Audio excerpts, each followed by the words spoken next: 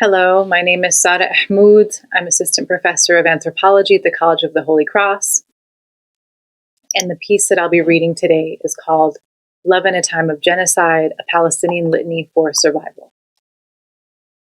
What does it mean to practice feminism in a moment of bearing witness to genocide? I wrote this question in my notebook on the morning of Wednesday, October 18th, 2023, after reading through the daily counts of Israel's ongoing atrocities in Gaza.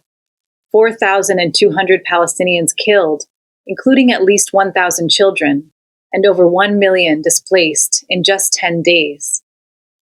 As I stared in disbelief and thought of the people behind the numbers, I received a WhatsApp message from a young woman scholar in Gaza, Mona Amin, with whom I had first spoken several weeks before Israel commenced its genocide on Gaza. She had reached out to interview me for a research project on global Palestinian feminism. We scheduled a call and ended up speaking for an hour or so, she asking her questions in Arabic, me responding mostly in English, with reflective pauses, bursts of laughter, a dropped call after the daily power outage in Gaza, a reconnection finally, and sharing stories in between. Our exchange that day was meaningful, as most connections are with Palestinians in Gaza.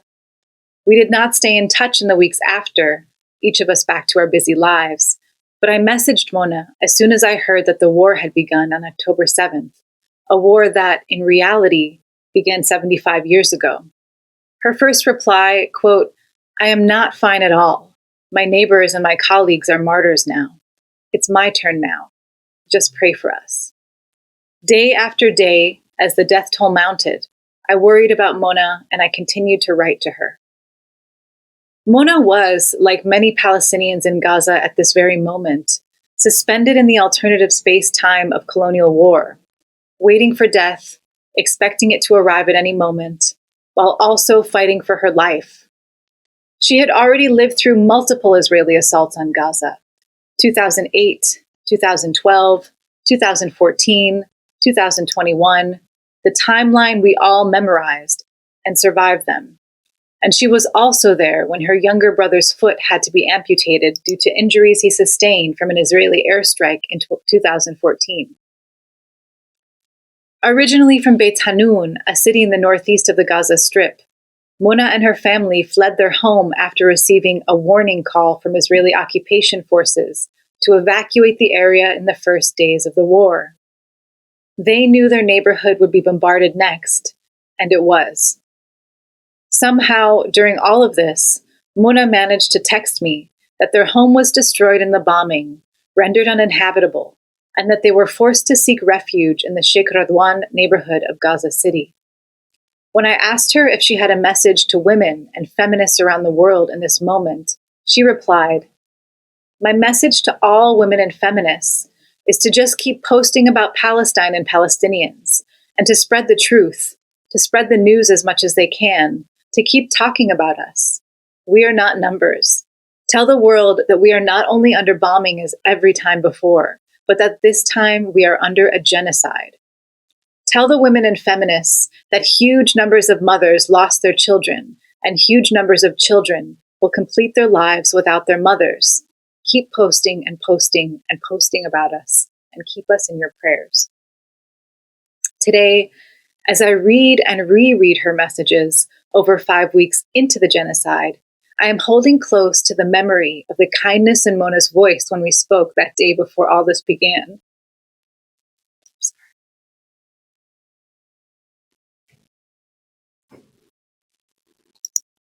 Sorry, this is just so hard to read sometimes.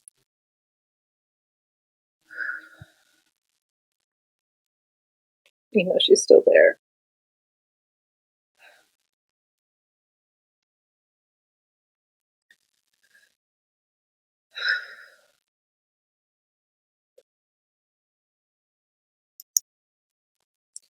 I am holding on to Mona's humility, too.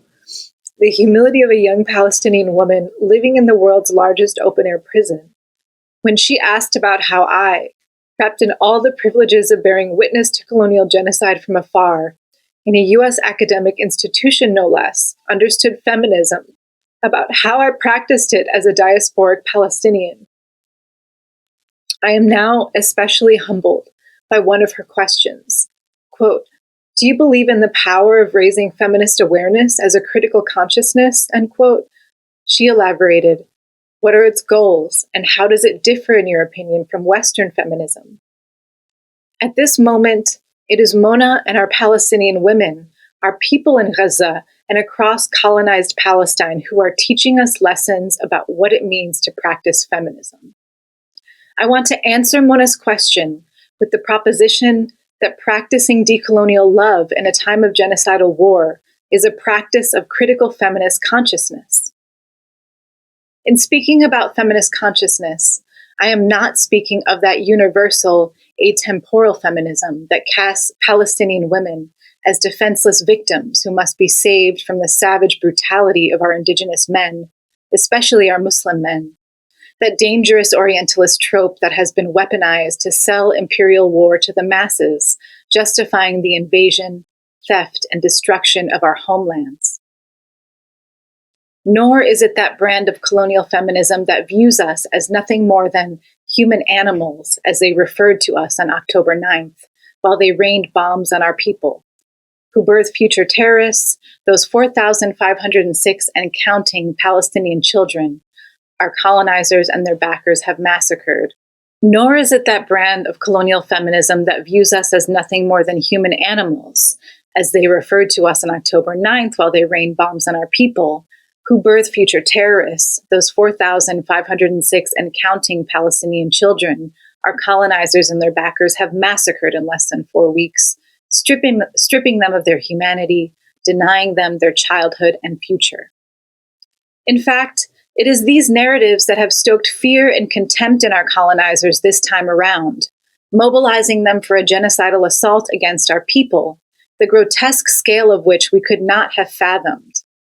Indeed, while our colonizer bombards our buildings, homes, hospitals, and places of worship on such an immense scale, leaving our dead babies to be pulled from underneath the rubble alongside the bodies of thousands more that remain buried, it dehumanizes the entire Palestinian population of Gaza, rendering them an enemy that must be killed in order to give life to the colony. No, I am speaking of a decolonial Palestinian feminism. On decolonial Palestinian feminism. To practice feminism in the midst of bearing witness to genocide is to embrace love as a radical consciousness, as a radical decolonial politic of fighting for life. To practice feminism in this moment is to hold each other through the vast darkness of our grief, to walk with each other hand in hand, to bear witness to landscapes of death, and, as Mona urges us, to tell the truth. Indeed, Mona's words invite us to break out of this ghassa, this lump in our throats that keeps us from speaking, and to speak loudly and courageously into the wind. Telling the truth means not only refusing to look away from that which feels unbearable to watch, let alone know, that our people are suffering from thirst and hunger under unceasing bombardment with nowhere safe to seek refuge. As Mona wrote, quote, "If we don't get martyred from bombing, we will die from the lack of water and food," end quote. Telling the truth as feminists in this moment requires rejecting colonial narratives. It requires boldly affirming the power and creativity of our life force that we have always possessed and cultivated as Indigenous women, the power we have always wielded in service of dismantling settler colonialism and genocidal war, thrusting its overbearingness into crisis.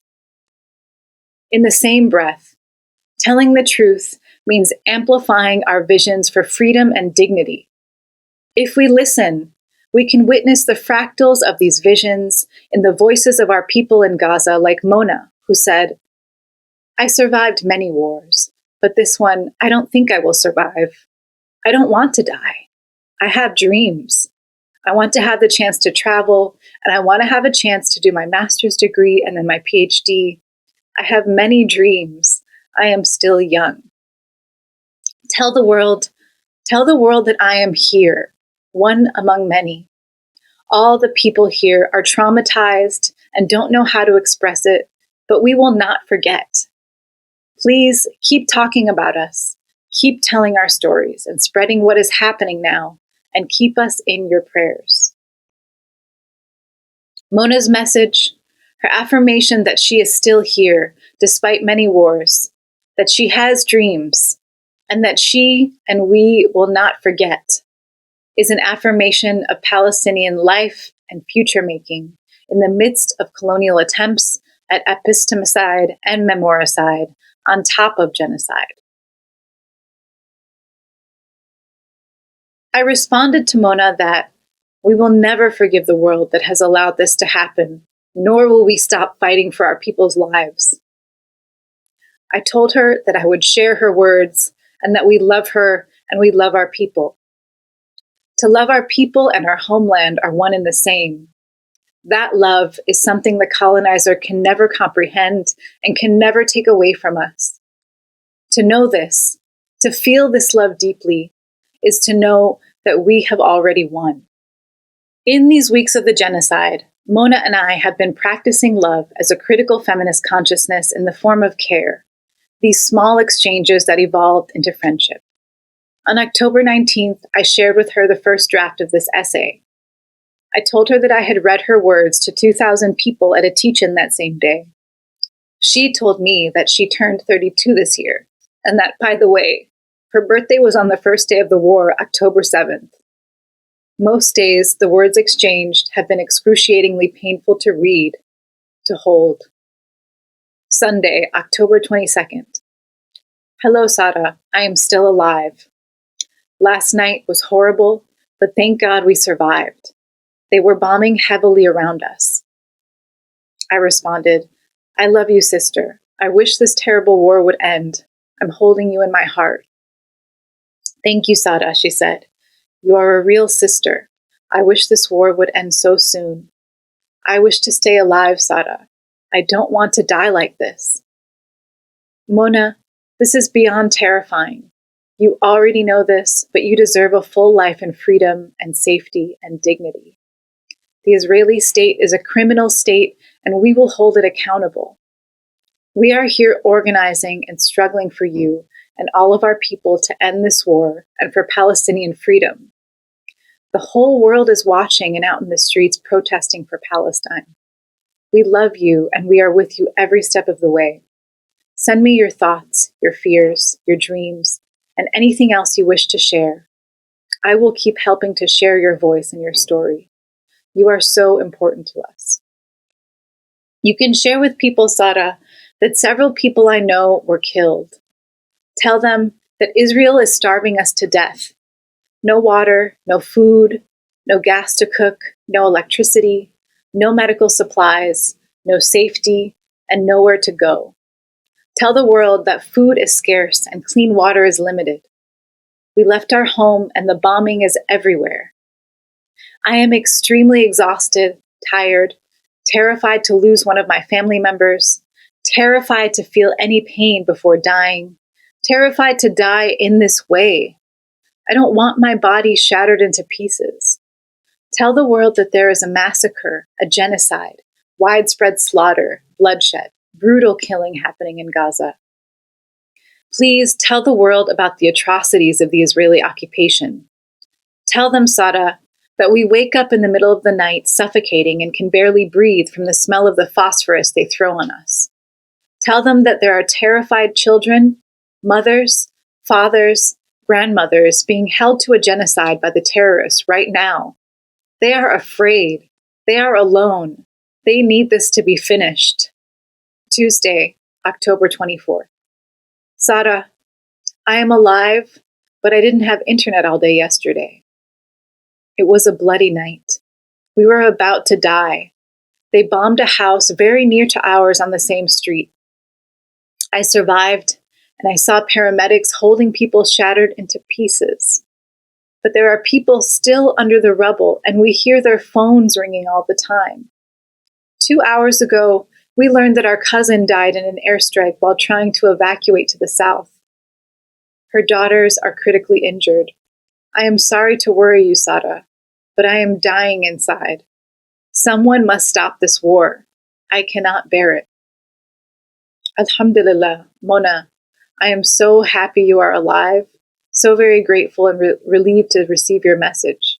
Please don't ever apologize. Thank you for sharing your descriptions, these horrors. I am holding your grief and pain with you. We are all devastated and finding the strength to keep fighting to end this bloody war. We love you. This is all too much to bear. Pray for us, Sada. Pray for me to survive. I don't want to die. I know it's fate and God's destiny, and I believe that. But I don't want to die. I am so tired. You deserve a dignified life, Mona, and you will live. I know you are tired, and I also know that you are a fighter and a believer. God bless you, my beautiful sister. We are all praying for your safety.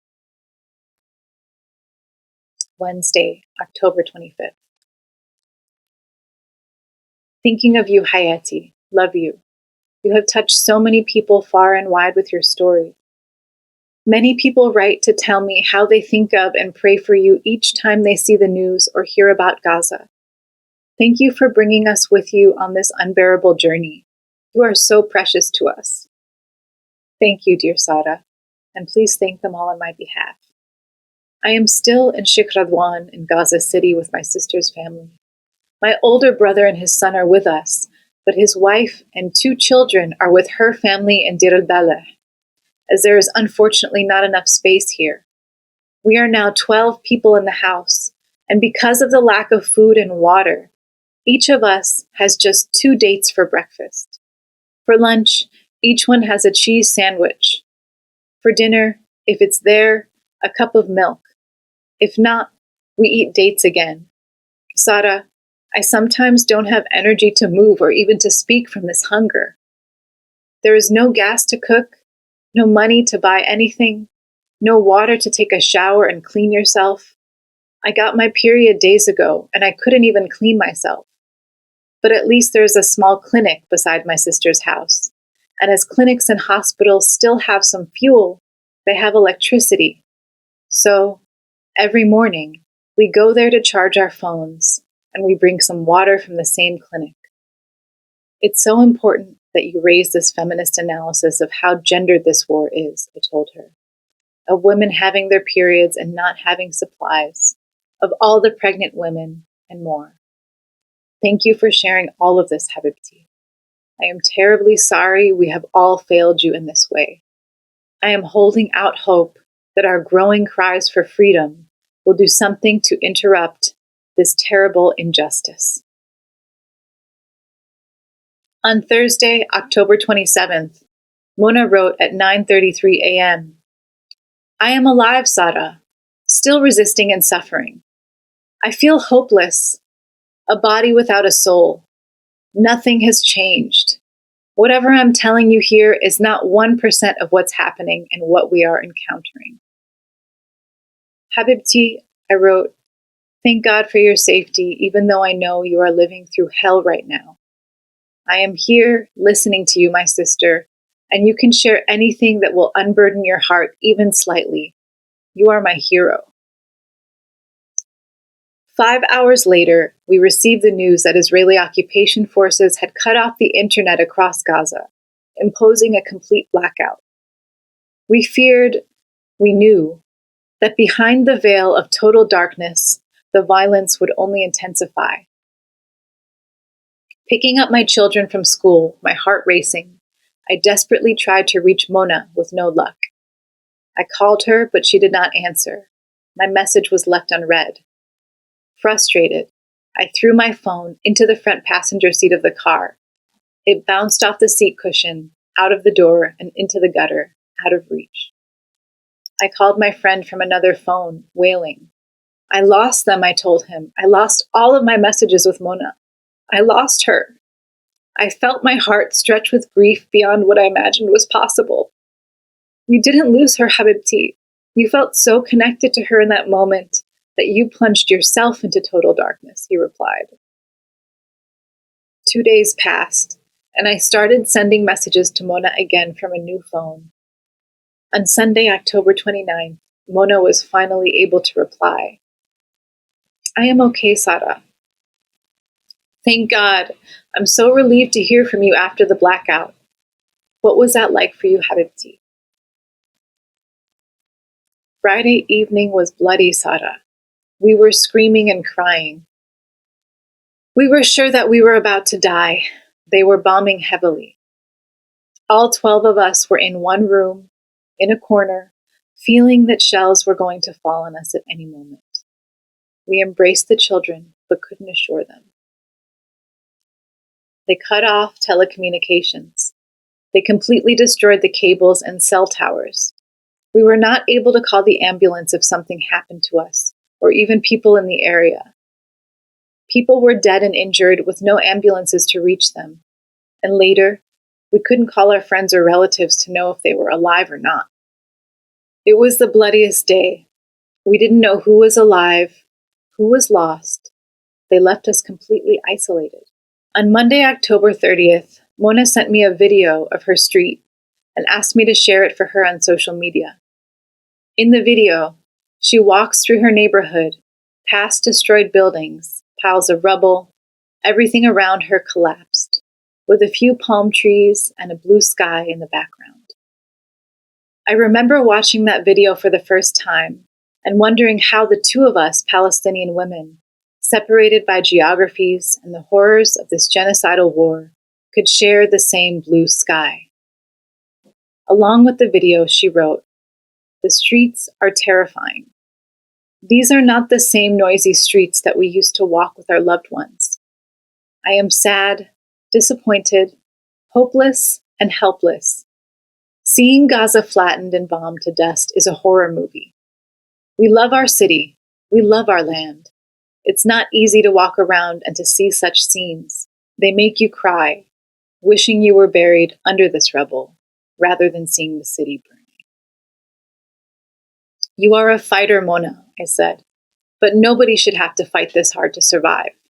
I'm sending all my love. You give us all courage and hope by sharing your story." Dear Sada, you let me breathe again. You opened my eyes to the reality that writing helps to lessen my pain. "Please keep writing," I said. "Keep speaking, keep recording. None of it is in vain. We will keep sharing your stories and lifting you up with love." On Wednesday, November 1st, Mona wrote, "We survived another day. Yesterday night was horrible as usual. I woke up very tired today. I am dizzy and sick. Everything is so hard in this situation. I am dreaming of our house, resting there, drinking a lot of water and eating properly. I am so tired of this war. I want this to end and to just go home. I just want to see it, even if it is uninhabitable. I miss it." On Monday, November 6th, we had our last exchange. "Last night was hell. We didn't sleep. The bombardment was extremely heavy and close. We were about to die, but thank God we survived another day." Mona told me that 2 hours prior, she had fallen down in the bathroom and was in severe pain. She thought she may have broken her foot. She said that they were still searching for a car to take her to Al-Shifa Hospital, but that she worried they would not admit her, as, quote, "the situation is hard now, and there are thousands of wounded and hundreds of martyrs," unquote. I told Mona that I was worried about her. I tried to lift her spirits by telling her about the historic march our Palestinian Feminist Collective had helped to organize in Washington, D.C. just 2 days earlier, the biggest pro-Palestinian march in U.S. history. I told her about the speech I gave, lifting up our women's experiences, their strength and life-affirming struggles to survive. I told her that I had her story in mind when I wrote the speech and that I dedicated it to her. I told her that we were going to meet with political representatives that morning to advocate for an immediate ceasefire, for an end to the siege and to the occupation, the first such delegation since the war began. Mona said that she had read the transcript of my speech and that she imagined me delivering it. She told me that she loved me. She said she hoped all of this would yield an impact very soon. The last video she posted on Tuesday, November 7th, was taken from her window. It showed an Israeli bombing just down the street from the building where she was taking shelter. None of the messages I have sent to her since have been read or delivered. A refusal is a form of love. At the time of writing, 42 days have passed since October 7th. 11,078 Palestinians have been killed, including 4,506 children, as Israeli forces continue to target hospitals and medical facilities. The ground invasion began at the end of October, Israeli forces circling Gaza City, and haunting scenes emerge each day of our people fleeing deadly violence, digging each other out from under the rubble, and walking the death roads to supposed safety, as our parents and grandparents did during the Nakba. UN Secretary General Antonio Guterres said that Gaza has become a, quote, graveyard for children. And I have not heard from Mona in 4 days, the longest period we have been out of touch since the blackout was imposed on Gaza. As I write these words, I am trying to hold on to the hope that Mona is still alive, that she will be free one day, and that she will be able to continue her studies, to build a home, and to rebuild some semblance of a life again. As I write these words, I have just put my 7-year-old daughter to bed. This evening, she asked me, "Mama, what happens to all the Palestinian children when they are killed?" "What do you think happens to them, my love?" I replied. "I think," she paused, "they become part of the land. Their souls return to the land. They return to Palestine. In that way, they never die." Despite the despair, I am overwhelmed with our persistence as a people to survive, to love. Throughout our exchanges, Mona's was a fierce and undying spirit. She shared her story with me, and I have sought to keep my promise in sharing it with you. It strikes me now, as it has from time to time since first connecting with Mona, that even while surviving the most unlivable circumstances, she never once expressed a hateful sentiment. She is a gentle soul, caught up in the business of creating a life. As the Israeli settler colony thrusts yet another moment of apocalypse upon us Palestinians, we must hold fast to Mona's words. We must continue to enact refusal, shaking free of the chesed in our throats when the grief is thick and suffocating, to boldly disrupt the noise of complacency. We must loudly denounce this genocidal violence. At the same time, we must continue to love and affirm each other and our communal struggle for life, the very thing our colonizers can never exterminate. Our refusal is a form of love. Indeed, our refusal and our love amidst this genocidal war expose the fractures, vulnerabilities, and limits of our settler colonizers' project. Our love is vital in this moment because it is revolutionary love that gives us the courage to continue the struggle to affirm Palestinian life and a future in our homeland. This is our Palestinian Litany for survival.